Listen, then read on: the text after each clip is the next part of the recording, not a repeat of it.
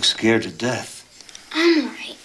Can I sleep in your bed tonight like I used to? Of course you can. Sorry, Mom. I love you, Mom, Dad. We love you too. Oh, you're best kid in the world.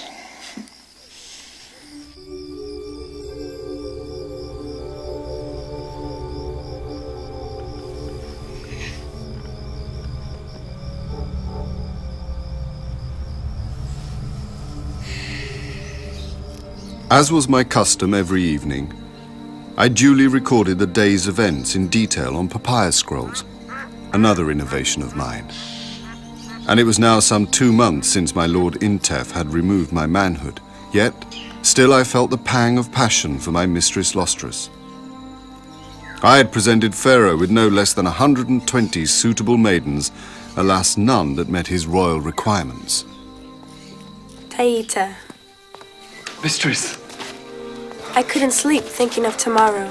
You only need to have sent word and I would have come to you and sung you to sleep with your favorite lullaby. No. I want to glimpse the bow that you made for Lord Tanis. Is that it? Yes, my lady. Mighty archer's bow. Triple the force and range of any weapon currently in use by the army. The court is buzzing with rumors that he has returned from his campaigns in the north. I must see him. You promised. Mistress, I will keep my promise, as arranged. Tomorrow, I have an appointment with Lord Tanis to show him the Lanata. If he is as striking as people say. He is as they describe. This was the moment that for years I had known was coming, and which I dreaded more than the day of my own death.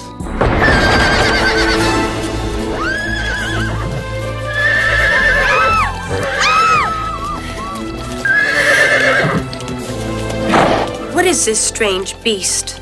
I think it's called a horse. It's captured from our enemies in the far north. It's faster than an ostrich. It can outrun any man. And in wartime, it's used to pull their chariots. Whoa! Tanis, who even before he was 20, was already a commander in the Pharaoh's elite blue crocodile division. But he is so beautiful. I thought you might like him.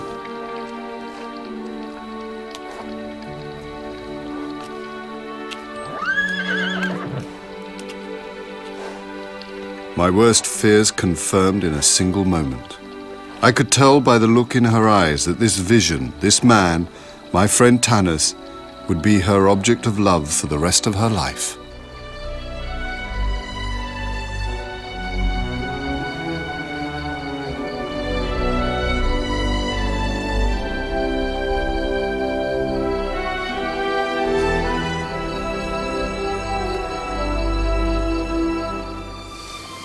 You are my sunlight.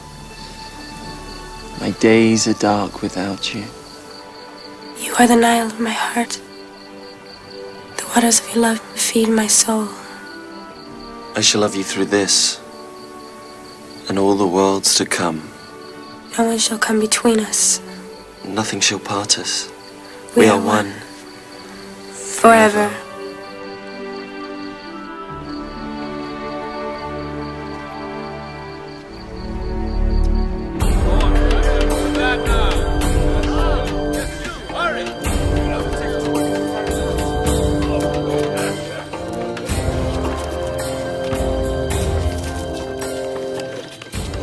Pharaoh's funeral rehearsal. I feel compelled to mention that I had taken no part in the conception of this celebration. If I had, the result might not have been in such bad taste. Instead, it was entirely the work of the priests of Osiris, who saw fit to conceal their lack of ideas behind a dazzle of treasure. Come. Come.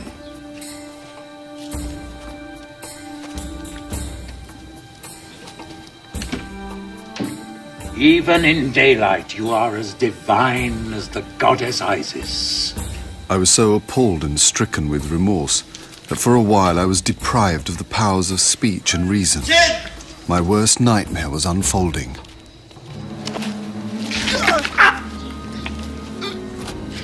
How often the gateway to power and fortune is found in the most unexpected places.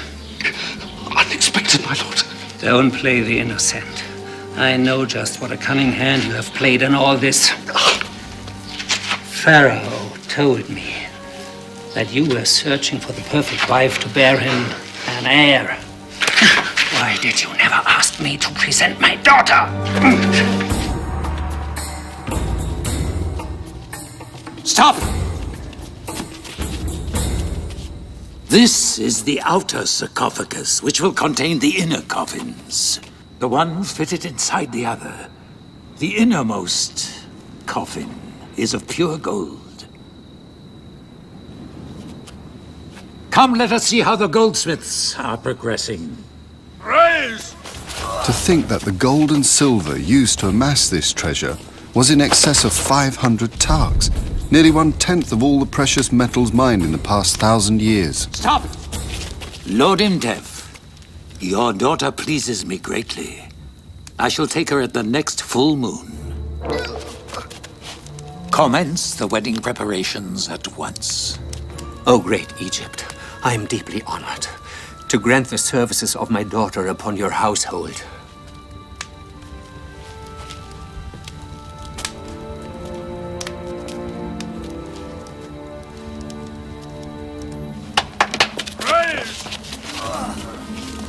This is indeed a great day.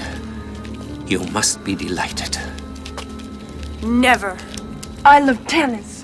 And I shall never marry anyone else. Do you not realize who asked for your hand? The Lord of all Egypt. The great Pharaoh Memos himself. I will not marry him, father. I would rather die first. If you refuse, it will mean death. For you and all those whom you love. Tanis. Taita.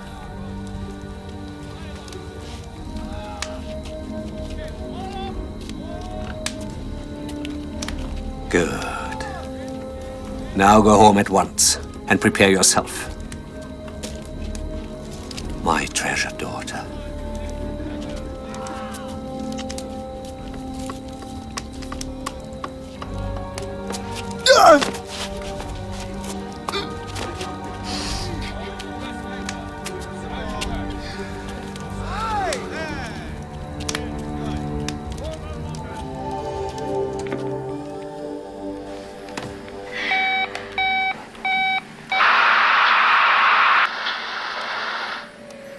Oh no, not another cop show.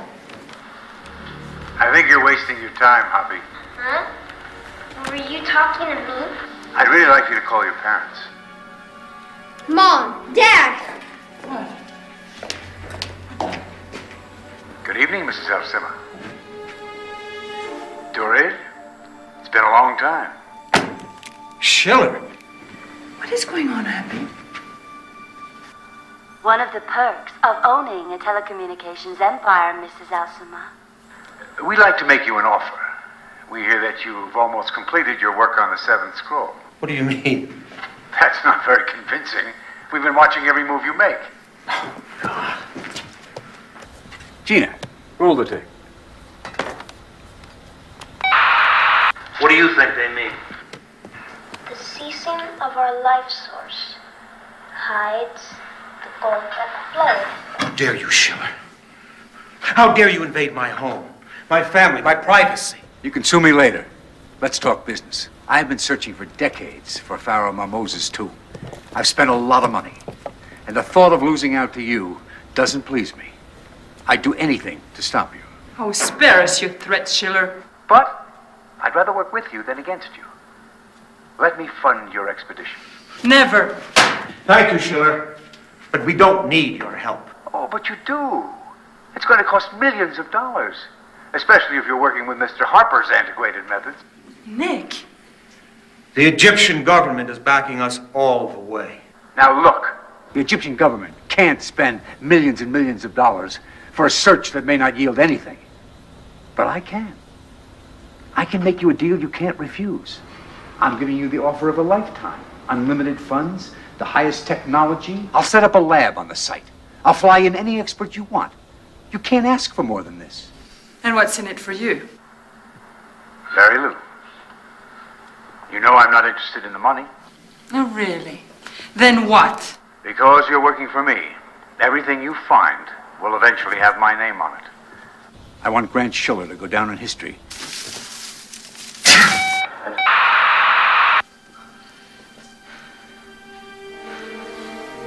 He knows everything we've done. He's going to come after us. Let him. Are we in danger? No. No, son. No. We have to be a little more careful, that's all. But nothing is going to stop us from finding the tomb. Not after all the years we've put into this. No one is going to take it away from us, Royanne.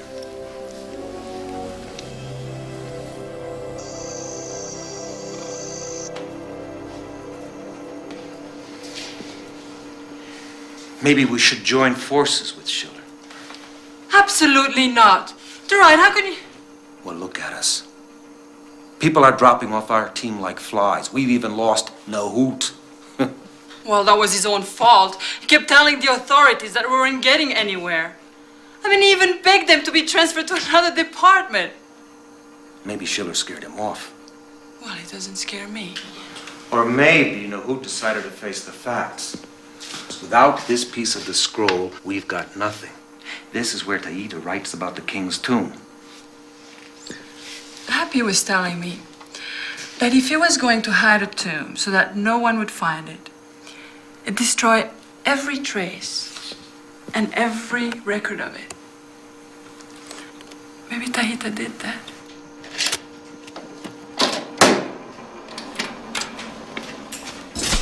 Oh, no. Lousy generator again.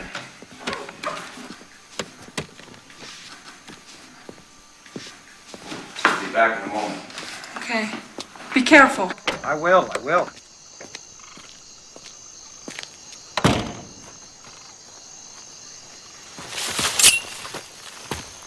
Who are you? What you do?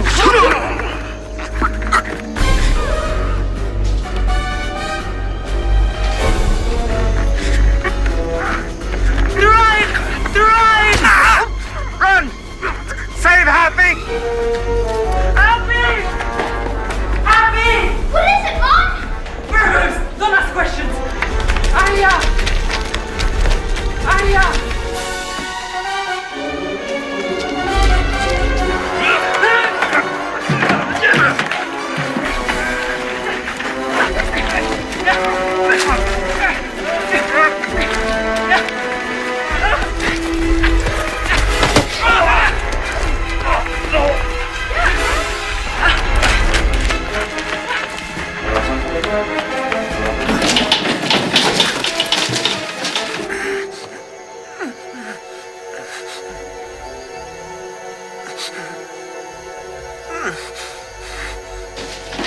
Leave it, I'll take it. Put it in the car. And don't drop it. No, sir.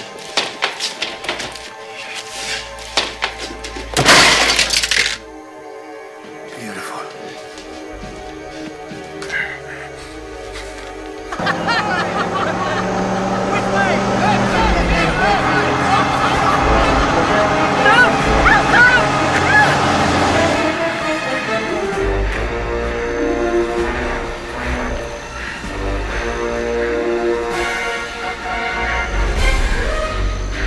Mom, the river will save us.